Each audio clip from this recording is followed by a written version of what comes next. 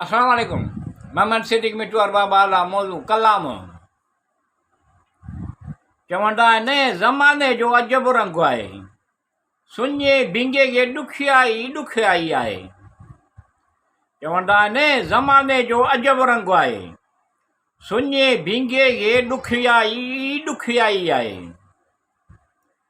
घुंज पाए निराड़ में मुंहुं न मोड़जे, घुंज पाए निराड़ में मुंहुं न मोड़जे, थी सघे थो त अंदर में साफ़ सुथरो हुजे। घुंज पाए निराड़ में मुंहुं न मोड़जे, थी सघे थो अंदर में साफ़ सुथरो हुजे। बेवस मजबूर खे ॾुखियाई ॾुखियाई आहे। चवंदा आहिनि ज़माने जो अजब रंग आहे, सुञे बिंगे खे ॾुखियाई ॾुखियाई आहे।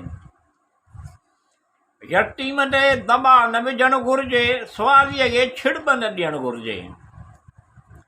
यतीम ते दॿाउ न विझणु घुरिजे, सुवालीअ खे छिड़ब न ॾियणु घुरिजे।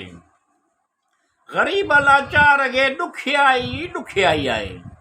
चवंदा आहिनि ज़माने जो अजब रंग आहे, सुञे बिंगे खे ॾुखियाई ॾुखियाई आहे। ख़ुशहाल तमामु घणो ख़ुशहाल सुख में हूंदा आहिनि, सुख में हूंदो आहे।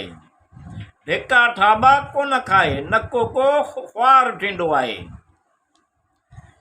ख़ुशहाल तमामु घणो ख़ुशहाल सुख में हूंदो आहे। धिका थाबा कोन खाए, न को ख़्वार थींदो आहे। मजबूर बेवस ज़ईफ़ खे ॾुखियाई ॾुखियाई आहे। चवंदा आहिनि ज़माने जो अजब रंग आहे, सुञे बिंगे खे ॾुखियाई ॾुखियाई आहे। पुठ मुठ वारा सुकून में आहिनि, उन्हनि लाइ आसानियूं ई आसानियूं आहिनि। पुठ मुठ वारा सुकून में आहिनि, उन्हनि लाइ आसानियूं ई आसानियूं आहिनि। विसूड़ियल हीणे खे ॾुखियाई ॾुखियाई आहे। चवंदा आहिनि ज़माने जो अजब रंग आहे, सुञे बिंगे खे ॾुखियाई ॾुखियाई आहे।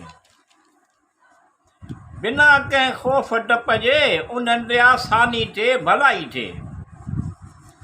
बिना कंहिं ख़ौफ़ डप जे उन्हनि ते आसानी थिए भलाई थिए। ॾुखियाई दूर ख़तमु थिए, ख़ुशहाल थिए, ख़ुशहाली थिए। निढण खे कमज़ोर खे ॾुखियाई ॾुखियाई आहे। चवंदा आहिनि ज़माने जो अजब रंग आहे, सुञे बिंगे खे ॾुखियाई ॾुखियाई आहे।